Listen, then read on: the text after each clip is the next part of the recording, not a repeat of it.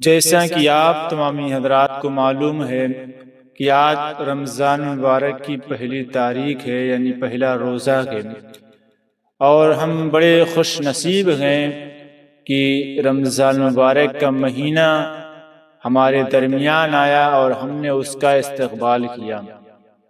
بہت سارے لوگ تھے جو اگلے رمضان میں تھے، اس رمضان میں وہ نہیں گئے، انہیں یہ رمضان میسر نہیں ہوا، لیکن اللہ تبارک و تعالیٰ کا لاکھ لاکھ شکر و احسان ہے کہ یہ رمضان مبارک ہمارے درمیان آیا اور ہم نے اس کا استقبال کیا۔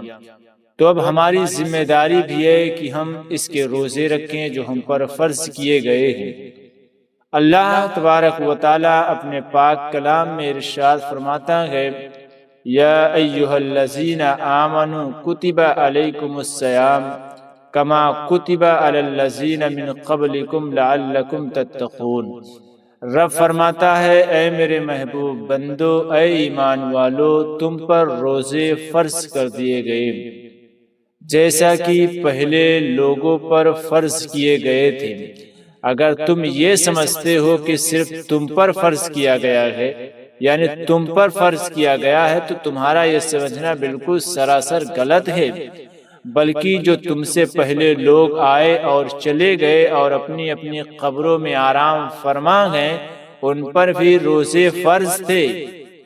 اور کیوں فرض تھے؟ میرے بھائی، آپ کو جان کر کے حیرانی اور پریشانی ہو سکتی ہے۔ کیوں فرض تھے؟ اللہ تبارک و تعالیٰ آگے ارشاد فرماتا ہے، لعلکم تتقون، تاکہ تم پرہیزگار ہو جاؤ، تاکہ تم متقی ہو جاؤ۔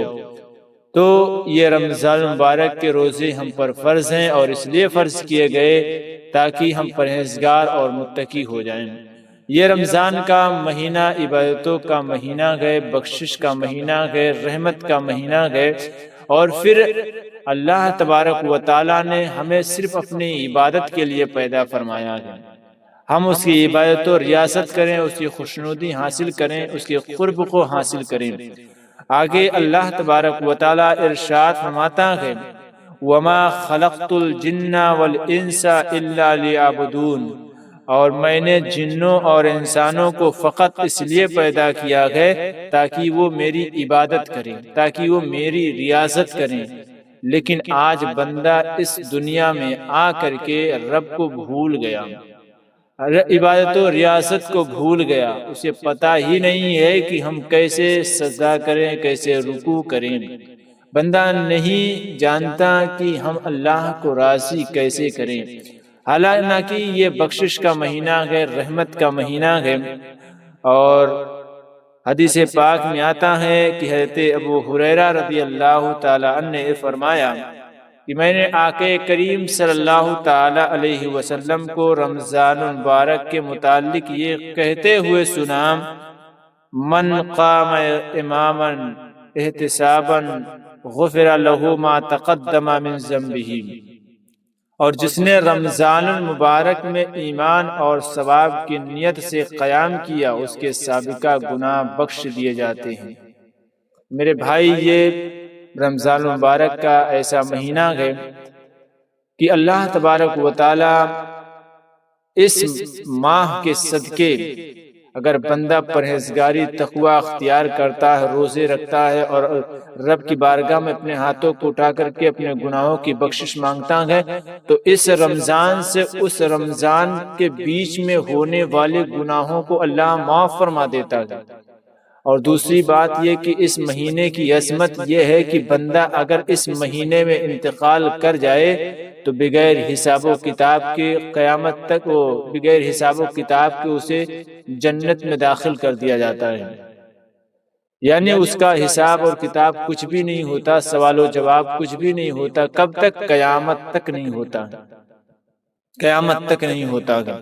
بعض لوگ یہ سمجھتے ہیں کہ اگر کوئی شخص رمضان میں مر جائے اور رمضان کا مہینہ ختم ہو جائے تو اس کا حساب و کتاب ہوتا ہے، تو بلا شبہ یہ غلط ہے۔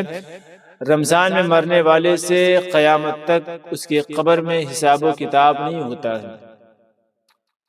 دوسری بات یہ کہ اس مہینے کی بڑی عظمتیں، بڑی برکتیں ہیں۔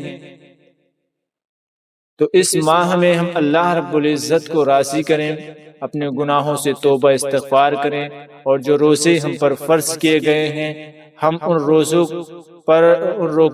روزوں کو رکھیں، اور اللہ رب العزت کی عبادت و ریاضت کریں، قرآن مجید کی تلاوت کریں، اور اس مہینے میں یہ سمجھیں، یہ جانیں کہ کن چیزوں سے روزہ ٹوٹ جاتا ہے، کن سے روزہ نہیں ٹوٹتا ہے، آخر وہ کون کون سے کام ہوا کرتے ہیں جن کو ہم کرتے ہیں اور ہمیں پتہ تک نہیں چلتا ہے اور ہمارے روزے ٹوٹ جاتے ہیں۔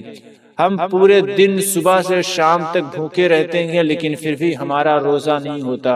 اگر یہ چیزیں آپ کو سمجھنی ہے تو نیکسٹ ویڈیو میں ہم آپ کو انشاءاللہ یہ تمام تر چیزیں لے کر کے حاضر رہیں گے، اور آپ دیکھیں گے کہ کن کن چیزوں سے روزہ ٹوٹتا ہے اور کن چیزوں سے روزہ نہیں ٹوٹتا ہے۔ وہ تمام تر باتیں میں آپ کو بتاؤں گا، حالانکہ میں نے اس ویڈیو میں صرف رمضان المبارک کے جو روزے ہم پر فرض ہیں کیوں فرض کیے گئے اور رمضان مبارک کی برکتیں اور اس کی عظمتیں کیا ہیں یہ میں نے آپ کے سامنے بیان فرمائی۔ تو میرے ناظرین، میں امید کروں گا کہ آپ انشاءاللہ نیکسٹ ویڈیو کا انتظار کریں گے۔